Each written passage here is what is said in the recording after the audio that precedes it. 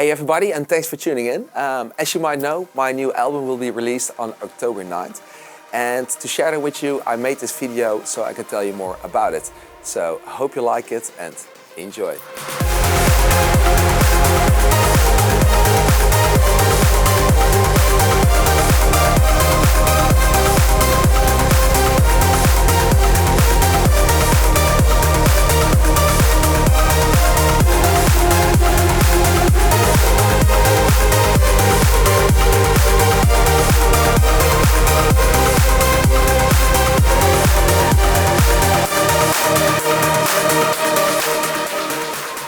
Everybody may be wondering, what is Purple Haze? It's an alter ego of mine, which I started, I would say around 8 or 9 years ago. Just producing a little bit more darker and more euphoric tracks.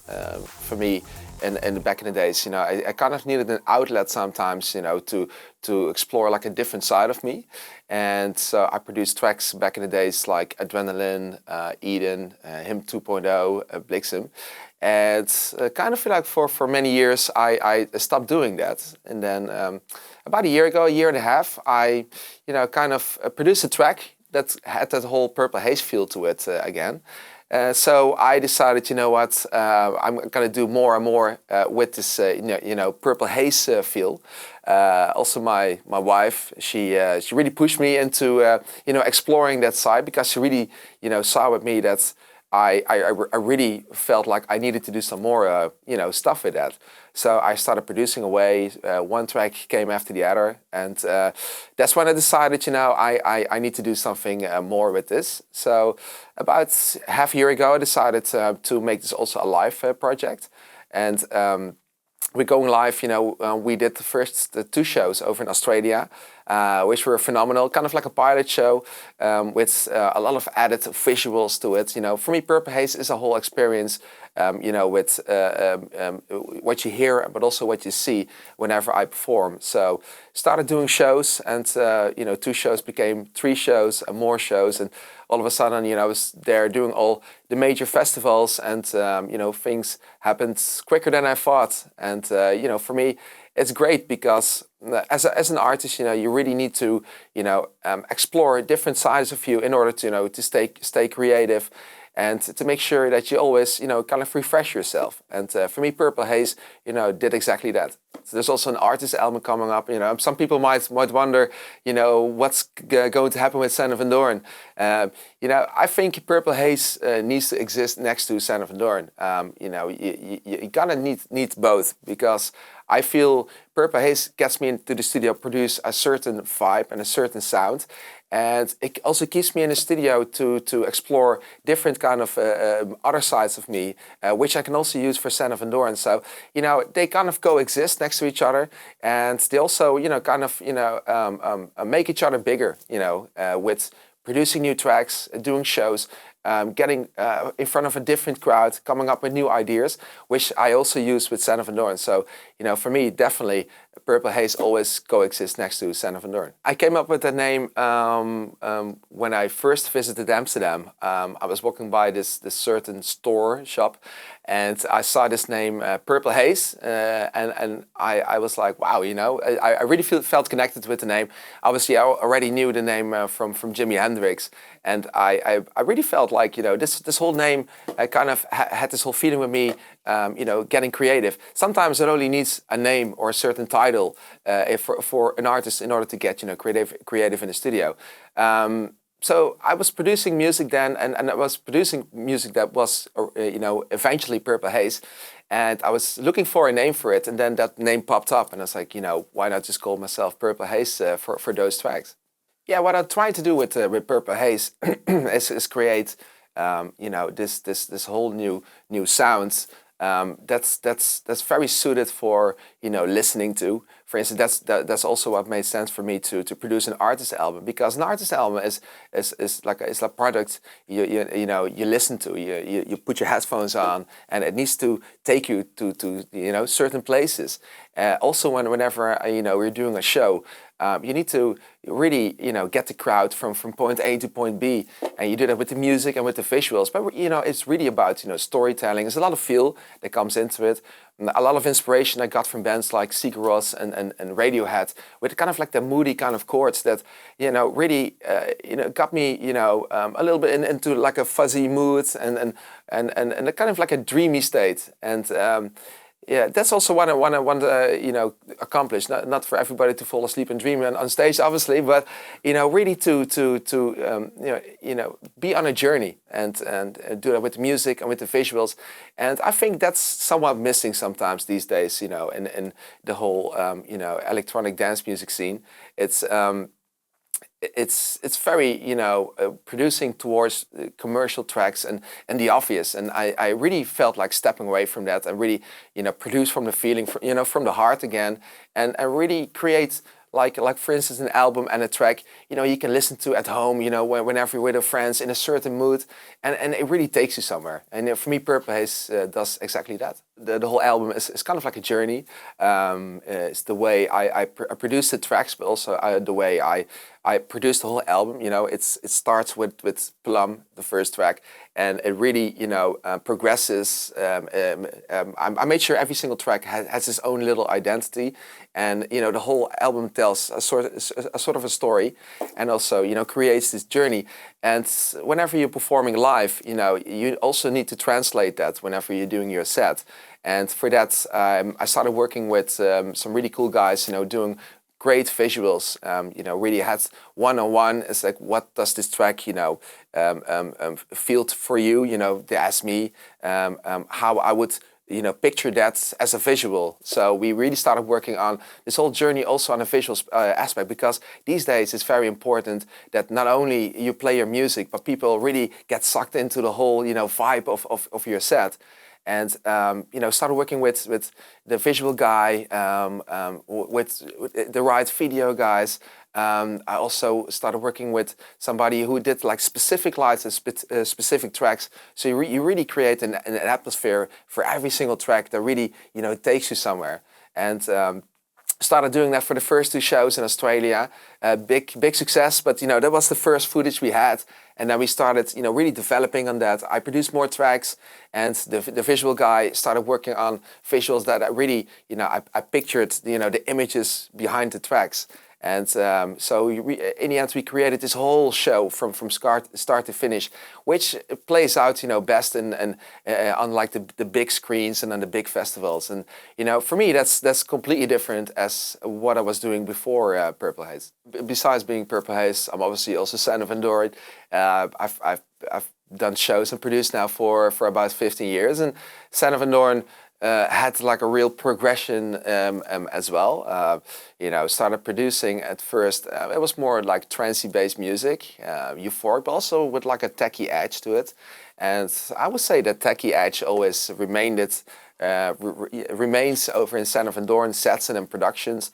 It's low frequency bass lines, and sometimes with a more euphoric edge, other times with a more housey edge or more progressive edge. It's like a completely combination of different genres, and progressed throughout the years, and it became different than what it was 15 years ago.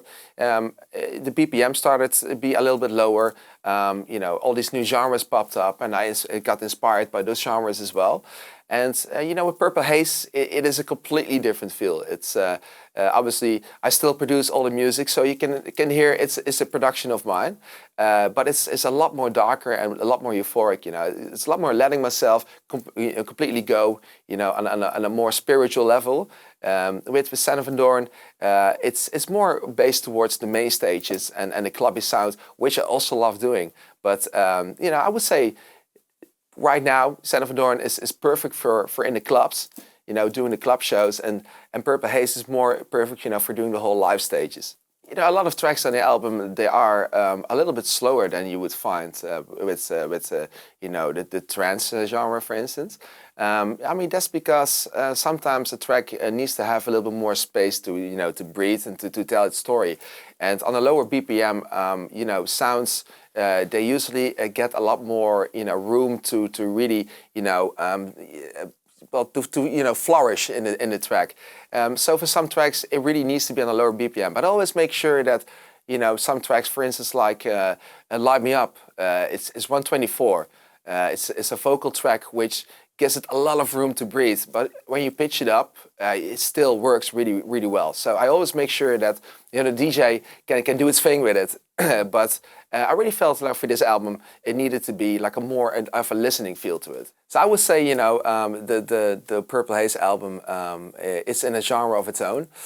You know, in the basis is quite euphoric. So I definitely would say, you know, it would appeal to a trance crowd.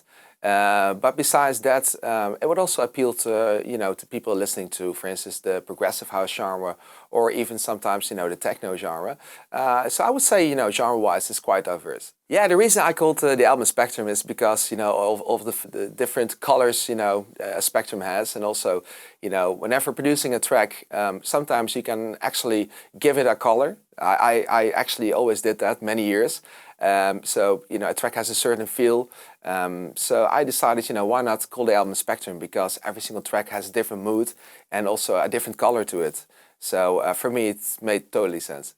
You know, the first track of I produced that's on the album was Niloy, and Niloy was also that track I mentioned earlier. I produced, which I felt like had a bit of a, you know, Purple Haze feel to it. So, you know, when I decided, you know, this will actually be a Purple Haze track, I kind of got into this whole creative flow and started producing more tracks. I believe the second track was Contrast I produced, which was a little bit more techy, but it still had that whole Purple Haze feel to it. And also I needed to invent the whole Purple Haze sound also for myself. You know, what is Purple Haze? You know, does it hit a certain track like Niloy, but can it also be more of like the remix I did for Roundabout, which is kind of like a different genre, but still has a kind of like a moody edge to it. So I started to produce tracks, and I was like, I'm just gonna go with the flow and just gonna produce away. So I produced the first 6 or 7 tracks before we did the first show over in Australia. And we're doing the show, I got more inspiration, got back into the studio.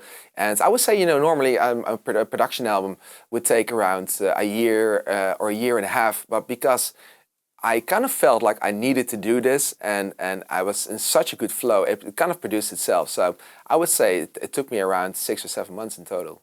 You know, I would say the message behind the album is, and for me also behind Purple Haze, is sort of like, you know, creative freedom. You know, whenever you're in the music industry, you get a lot of opinions and a lot of people telling you, you know, this is going to be the new best thing. You need to listen to this and try to be inspired by that.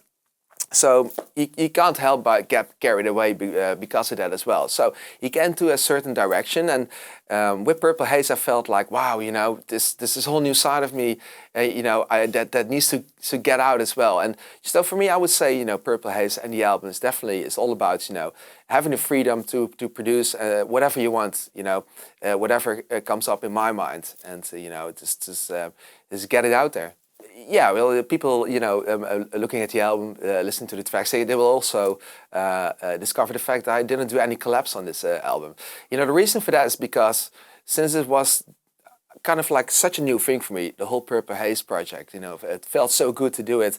And also when I decided, you know, I need to produce a whole album around it, I really felt like this needs to be a product, you know, that's completely coming out of, you know, my mind. And, you know, doing everything yourself also means like a track will sound exactly the way you want it to. And especially since it's like the first album, I wanted to do this as a whole solo product. But that doesn't mean I'm not going to do collabs in the future, definitely not. I'm even looking at a few collabs right now. But for the album, I thought it was really important, you know, this is something that comes, you know, completely 100% from myself.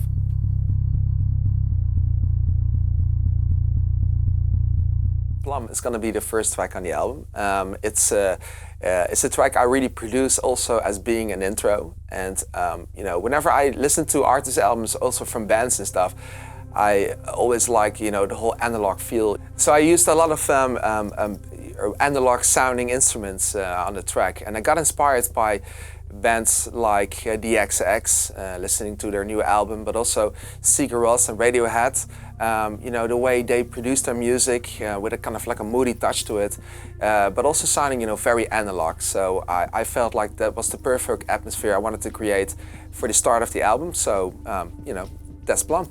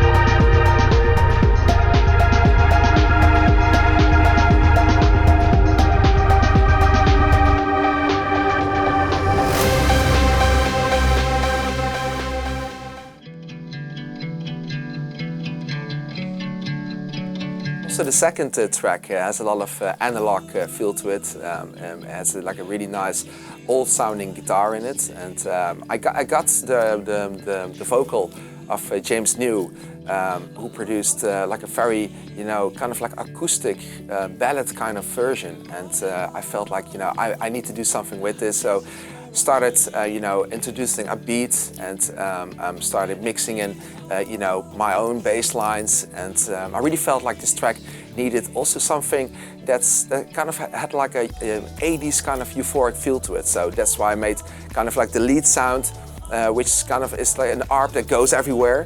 And for me also, it had to be a combination of acoustic instruments, like a really nice old sounding vocal in combination, you know, with some euphoric synths, and you know, it needed to sound like very, you know, as being like a whole music song, and also again with a lot of feel to it.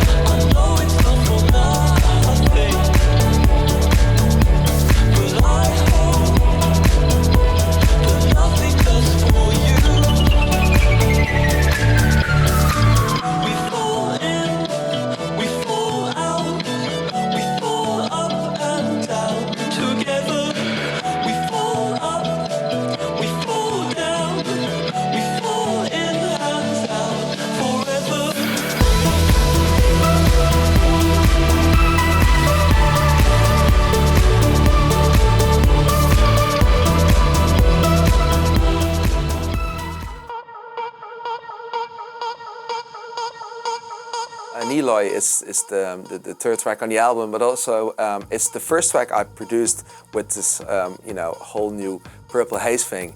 And the title is actually my wife's name spelled backwards, and that's also because she heard the track for the first time when I was still, you know, thinking about what to do with it, and she actually said, you know, this really sounds like Purple Haze, and I really sense like this is something you really like to do. So perhaps you just need to produce more and more tracks and see where it goes. And so for me, you know, it's a really special track on the album, because that's the track that actually, you know, started up this whole Purple Haze project in the first place. Yeah, you know, with Niloy, the whole video we produced around it, the whole story was more about, you know, what kind of mood the whole video needed to, you know, to broadcast. And For me, when I listened to the track, it had a real, you know, kind of like a mystery feel to it. It felt like it needed to be produced outdoors. You know, I felt like it needed to be in a forest. It had to be like very moody. It had to be strange, and also on the Son of Doorn, I never actually produced any videos myself, except for like 1 second in the Love Is Darkness video. So I really, you know, felt like, you know, from now on for Purple Haze, I'm kind of, you know, featuring my own video. So we came up with this whole strange world. It's actually an old amusement park in Holland we used for that. It got closed like 10 years ago, but it still had like the very strange castle and like puppets in the water. So that was the perfect setting for us to produce the video. So we got the whole team in, and we spent the whole night, you know, shooting all these weird images, and it really felt it was, you know, translating to what Nilo also sounded like musically.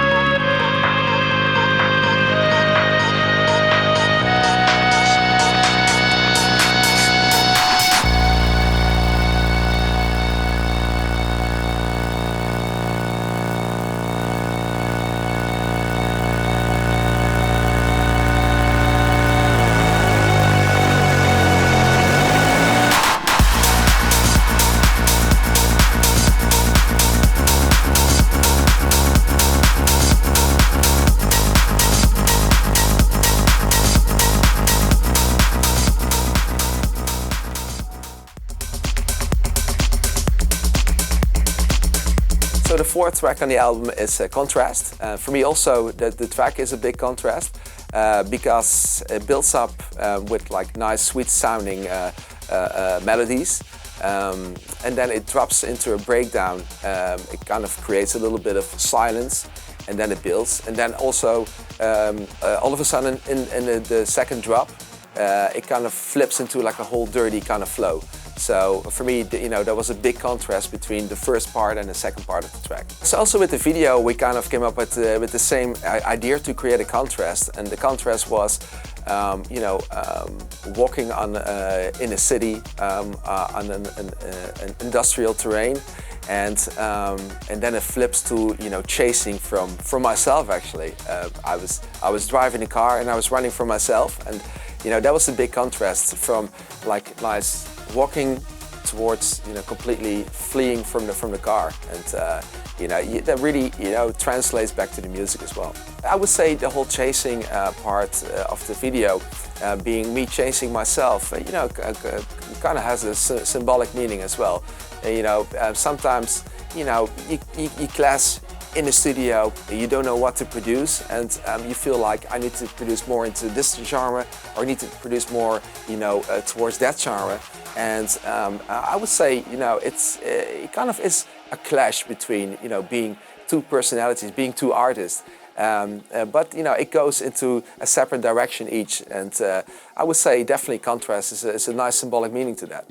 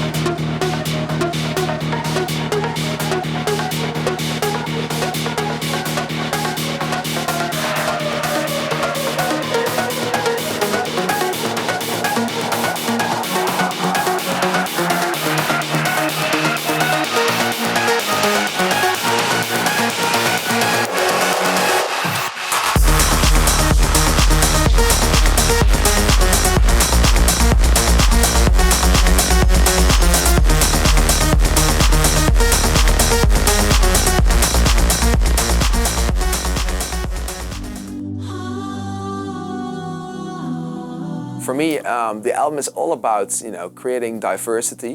It needs to be a product that it needs to, you know, be interesting for you to listen to from start to finish. And it being my third studio album, I've learned in the process that sometimes you really need like a vocal track or vocal sounding elements to be spread out on the album to create a whole nice, you know, storytelling mood, and also to create diversity within every single track you know, you produce for the album. And Light Me Up, when I got the vocal from Justin Gamella and Aaron Bonus. Aaron Bonus was the singer of the track. I instantly felt, you know, connected to that track, and it also has a very euphoric, kind of like an old euphoric kind of feel to it, and it's also has a kind of like a rocky kind of a background, and I really felt the track instantly, and I was really you know, struggling hard at first to figure out what kind of you know, direction I wanted to go with that track. And at one point I felt like, you know, this needs to break open at some point on a very, you know, euphoric basis, and that's what the track does, combined with guitars and all those kind of elements, pianos, which makes it more rocky but also euphoric. And I think, you know, that creates it for a, you know, perfect combination. Darling, how have you been? As for me, I'm torn within. I wanna feel your body draped and trembling over mine. I wanna drink you like fine wine. So please, light me, burn me down. I'll be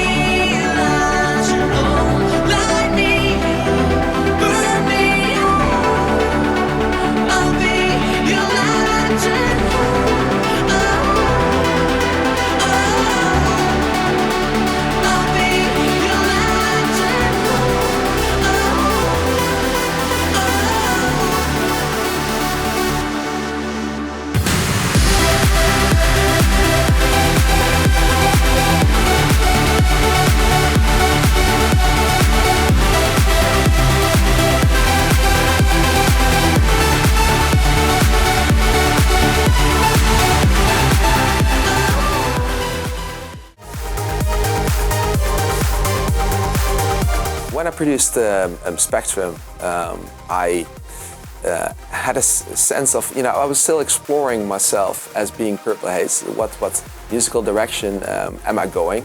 Is it more rocky at some points? Is it more driven or techy or more euphoric? And for me, you know, producing Spectrum, it all kind of fell together because I had a lot of percussion elements in the build-up. I had like a moody, you know, team in the lead, and it really like a nice flow into the track, a completely different way of restructuring or arranging a track. And I felt like, you know, it kind of opened my eyes as how far I could go as Purple Haze. So for me, you know, it was the perfect track to be called, you know, Spectrum, which is also the name of the album.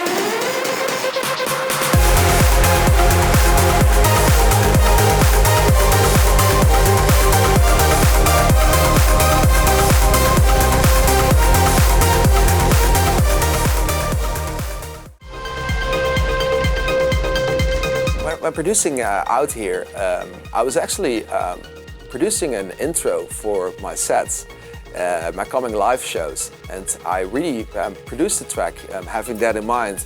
And I started with the ARP, as a basis, and I felt like, okay, let's use this as a basis and create a bass line underneath it. And at first I didn't even feel like putting on a bass line or a kick on top of it, but I felt like I can actually go there as well, especially it being an intro track. So I used a very long build-up, and I used very moody elements that were kind of like inspired by, for instance, like the old Border Community sounding tracks. Really a mysterious kind of feel to it. And I really felt as well, for doing the live shows, an intro needs also some time to breathe. So it's quite a long stretch at first, and it really goes somewhere. And it also creates room for you to really create this whole mysterious atmosphere. For me, listening to the track, I felt like it has kind of like a mystery to it. So, the title Out Here kind of came in mind.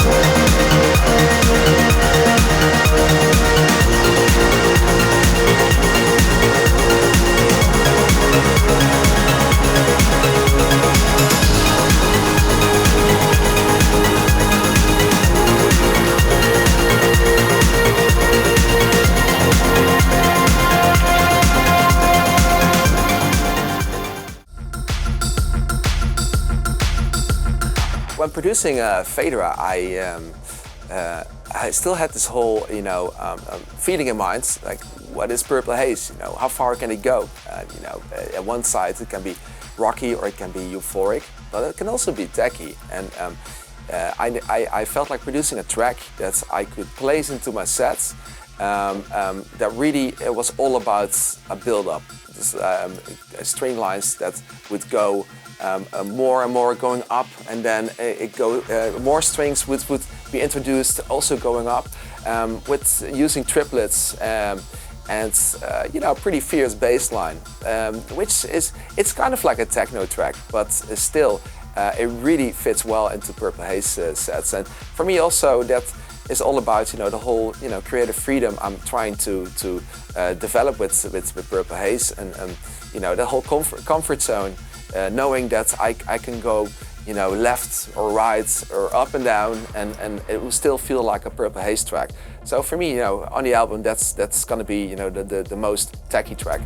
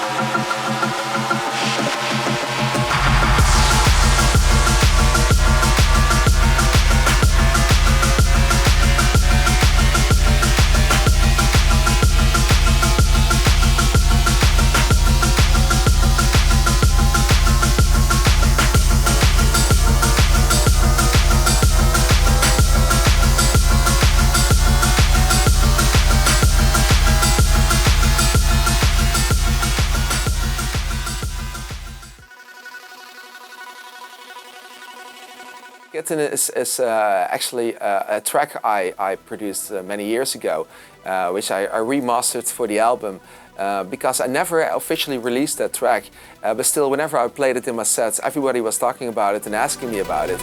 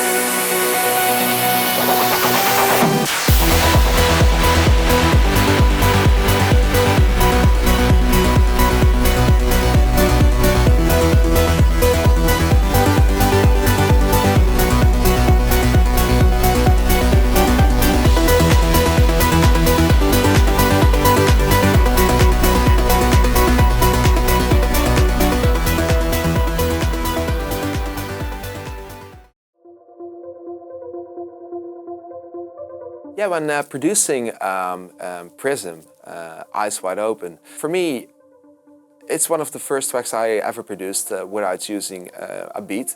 And for me, that track wasn't about, it's being danceable or anything.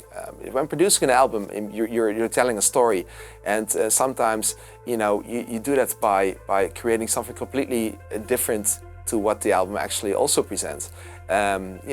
Prism is a more ambient kind of sounding track with a lot of feel to it, and it's a track I produced when listening to tracks like Brian Eno in the ending, other tracks with Brian Eno, and also Ludovico Einaudi, like in a time lapse.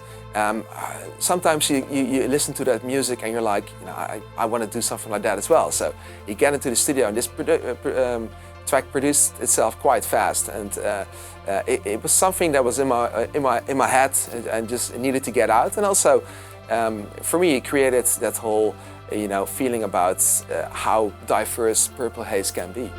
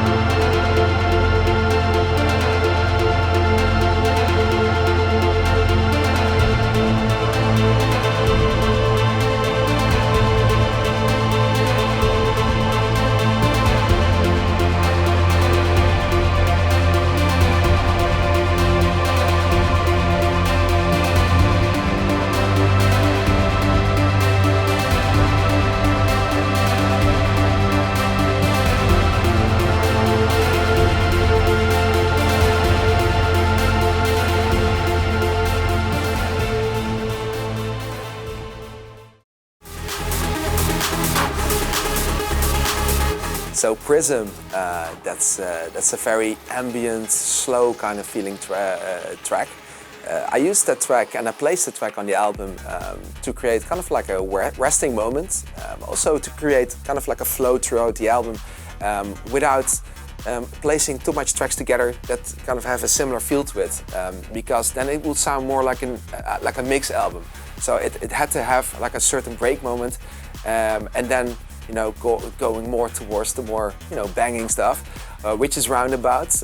It's a track I produced under Sam Sharp, I would say about 10 or 11 years ago, and it was a track that's really felt for me like something new, because I had to use all the production tricks I ever learned to make sure that you had the whole roundabout effect with the melody. So the track has a lot of elements into it, like different themes, the startup melody, the guitar in a breakdown, the melody that goes completely berserk, and then the drop. So for me, that also always was a special track, and I really felt like, okay, how can I translate that track and give it a more Purple Haze feel to it?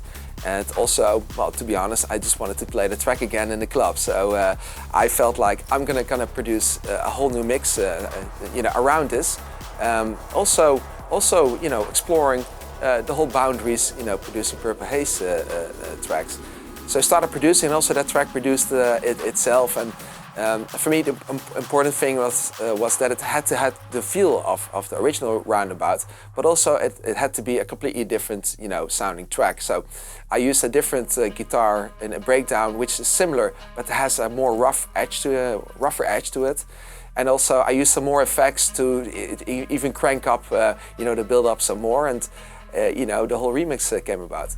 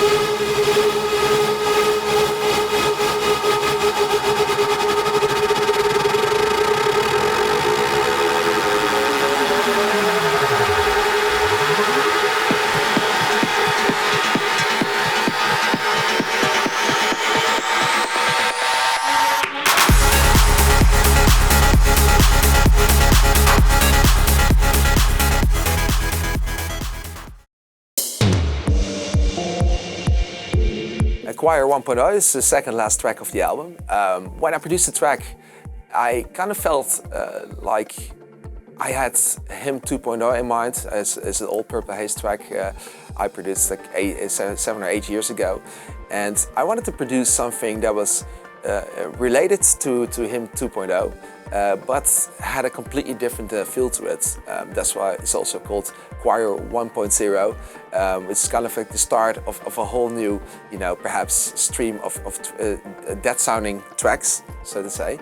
I produced the track and I started with a piano, and then I came into the first drop with a pretty fierce progressive sounding bass line, kind of like an old progressive sounding bass line, and it built up and it built up, and then I felt like, okay, what can I do in this track to create like a completely different kind of atmosphere?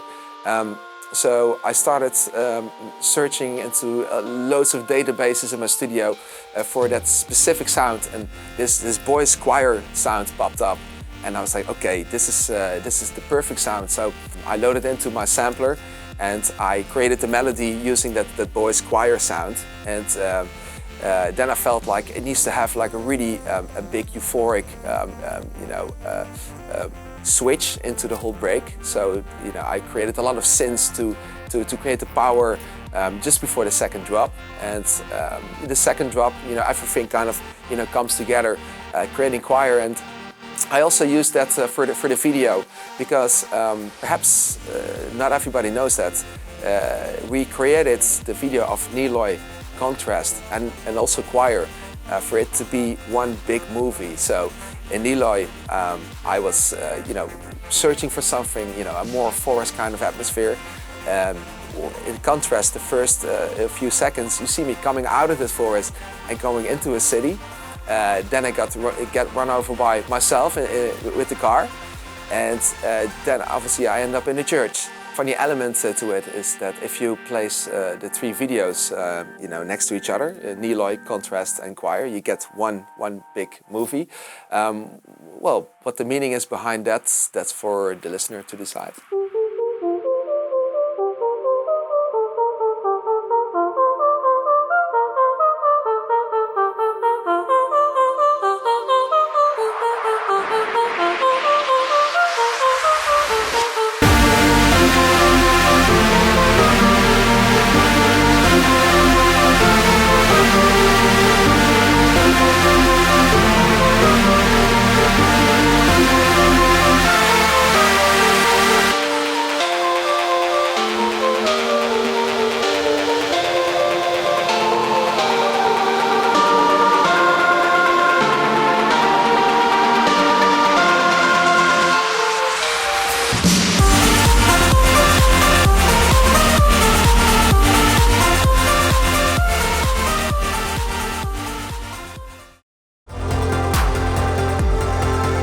So Historia is the last track of the album, and it's also the last track I produced.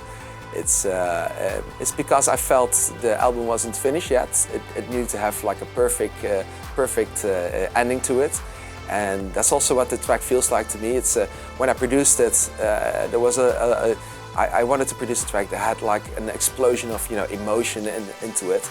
And also it was kind of like an experiment using different BPMs in the track. It actually starts at 140 BPM, but it can also be seen as 70 BPM because it sounds slow, but it can also, with producing slow, you can make very fast sounding melodies on top of it, which creates a lot of energy, which I use for the euphoric melody.